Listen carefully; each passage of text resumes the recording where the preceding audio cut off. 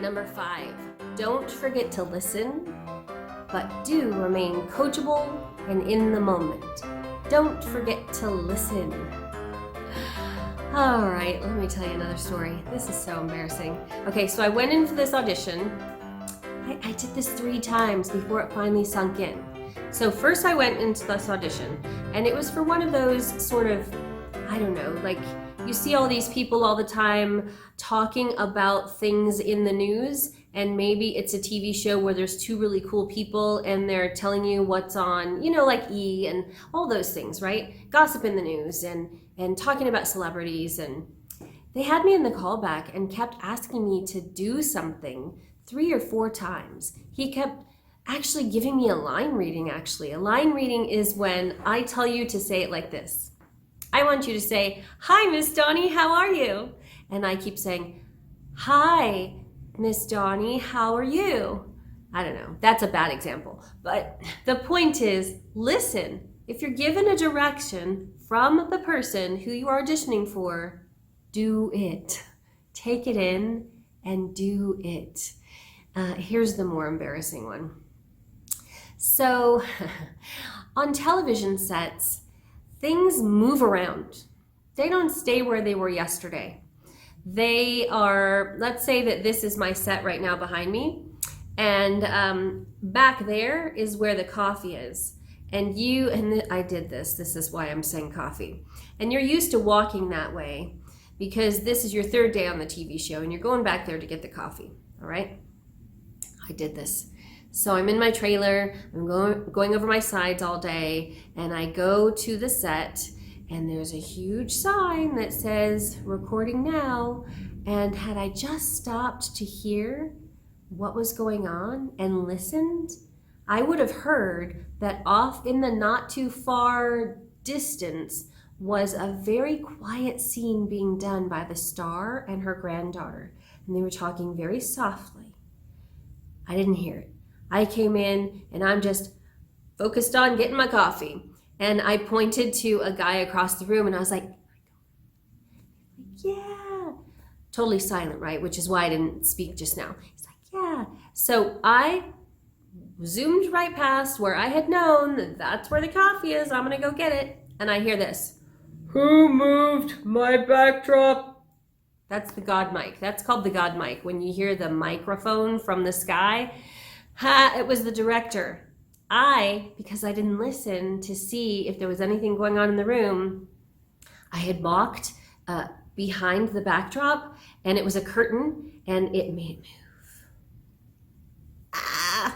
So I had to sit there with mud on my face, and I was so embarrassed I didn't even speak. I just went, as though doing that made me invisible. Yeah. Ask me if I was asked back to that TV show. No. On one side, I think to myself, all right, star, if you can cry once, you could have done it again. Give me a break. I was a newbie. But on the other side, people are getting paid thousands of dollars to be there. If I had just listened to the environment in the room, I wouldn't have done that.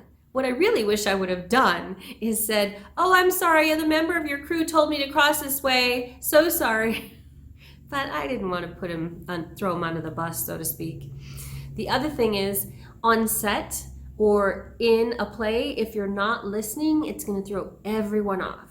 You have to listen and be in the moment, because let's say your partner drops a line, and if you're not listening and you just jump to the next thing, it's not going to make any sense.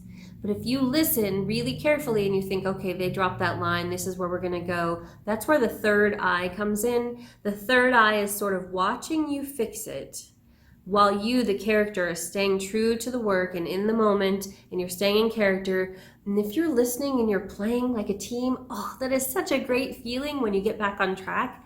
That's why with my theater creators kids and my theater creators teens, we start from improv. And I'll talk to you more about that in the improv classes, the modules that I have here. But improv is so awesome because it teaches you to think on your feet. And if you are a good improv actor and you're thinking on your feet, it's almost like, come on, I dare somebody to drop a line because we're going to improvise our way back to it. I was once playing Miranda in The Tempest. It was outdoor theater, and the man playing Prospero, and this is not in the play, the man playing Prospero says to me, go fetch my staff, I have left it. Something like that. That is not a line from Prospero in The Tempest. The actor had literally left his magic staff, you know, his like cane staff that he carries around. He had left it off stage. So what could I do? I listened and I stayed in the moment and I left the stage and I couldn't find it. So I came back and I said, I cannot find it, sir. And we just went on, and he just used his hand as though his hands were magic. But that, if I weren't good at improv at that moment, it might have been a total different story. All right. And the other thing I want you to know about listening and remaining coachable and teachable is when you're on a set, the director is the boss. I don't care if you have decided that, and here I'm going to tell you another embarrassing story. I don't care if you've decided that you are afraid to death of the person who's playing your boss. I don't care if you've decided that. And I don't care if you've done that for the last 3 days in the show, which is what I did. So I got cast to be, it's actually the same show that I was on where it was the story of the coffee. Maybe this also adds to why I wasn't called back. But let me tell you what I did. All right. So when I auditioned and got the part, the director had told me, okay, you're afraid, you're so scared to death of your boss, and you're shaking in your boots. And so I was, and I played it that way. And he loved it. Well, what you don't know is on a television show, it's not always the same director every day.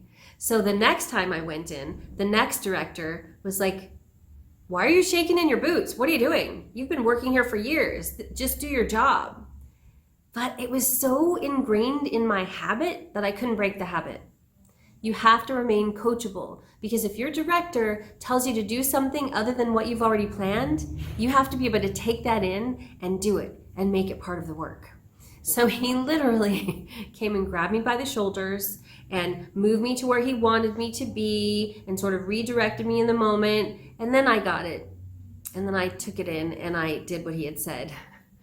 Thankfully, I knew to be polite. And what I really wanted to say was, get your hands off me. You can't do that either. You have to be polite, all right? And it's not always going to be stressful like that. It can be fun. But my part as an actor was to listen and to remain coachable. That's what I want you to do.